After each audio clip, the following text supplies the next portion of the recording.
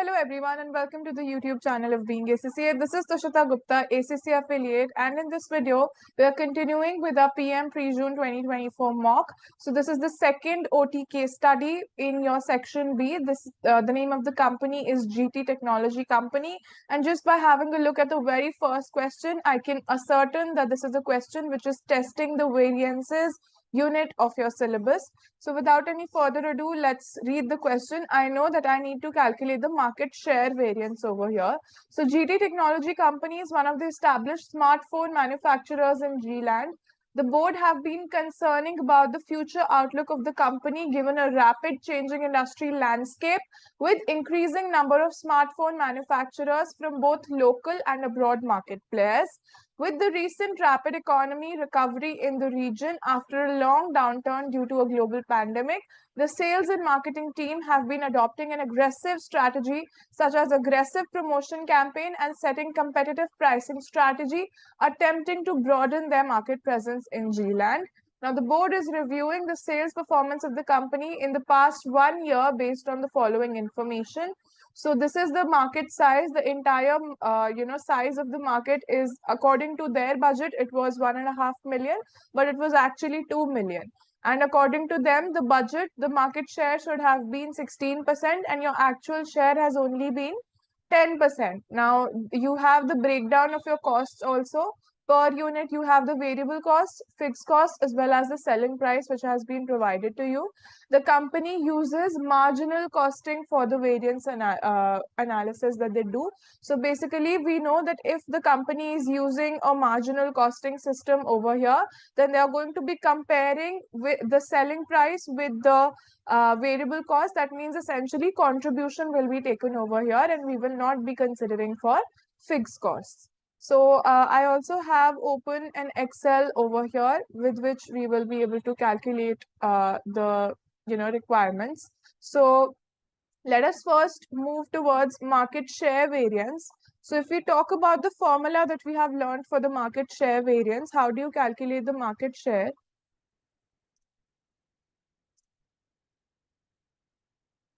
The formula which we have learned is nothing, basically the another name for which is the operational sales volume to contribution variance.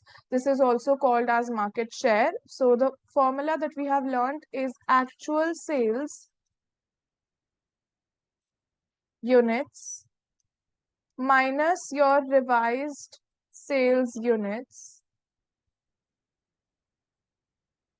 multiplied by standard contribution per unit. So whatever my standard contribution per unit is, that has to be multiplied over here so that I arrive at my market share variance. So first I need the figure of my actual sales. So how do I find out my actual sales?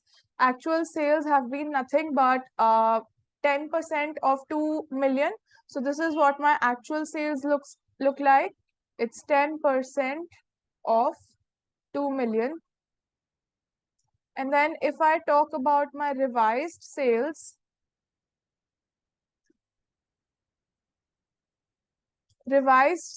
basically is nothing but how much I should have done according to the actuals regarding the market share which I have set for myself. So the actual market has been 2 million and I should have had a market share of 16%. So this is the variation when it comes to the sales which I should have had and the sales which I've actually had. And now I will multiply this with the standard contribution. So the standard contribution is pretty easy to work out. It is nothing but the selling price minus your variable cost. So 650 minus 340. So this is your contribution.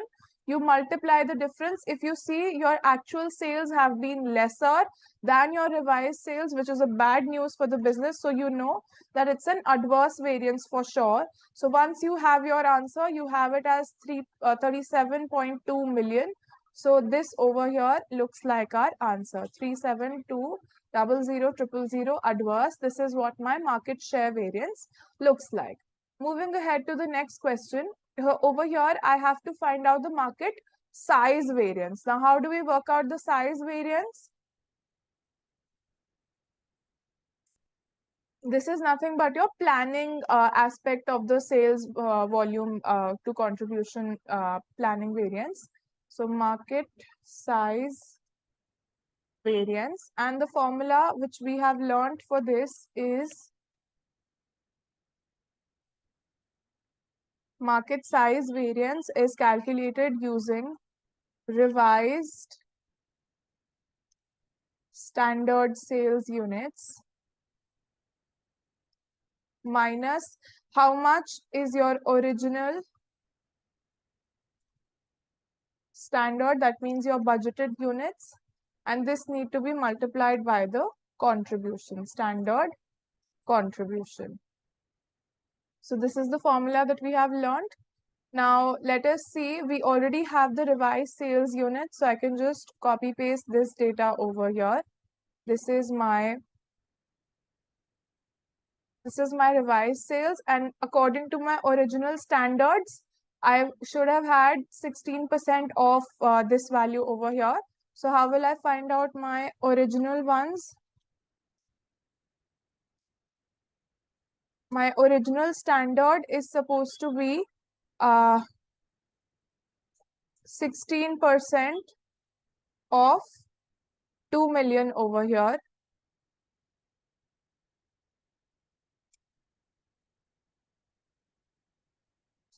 16% of 1.5, my apologies.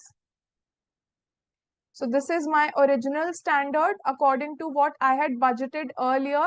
This is what I should have done, and this is what the revised sales should have been. So over here, I have estimated that I will be making, less of sales, but my revised sales are actually more over here. So I will get a favorable variance. This is this minus this multiplied by your contribution, which we have worked out over here. So this gives you a favorable variance. This option over here is your answer. So this we have done question number 22. Let us move ahead to question number 23 now. Now we need to work out the sales price variance. So sales price variance, basically, if you want to understand conceptually, we are finding how much the sales price should have been versus how much the sales price was actually, there at which we sold the units. So basically, it's nothing but the difference. 650 is what it should have been. 600 is what it has actually been. So actually, it has been a lesser figure.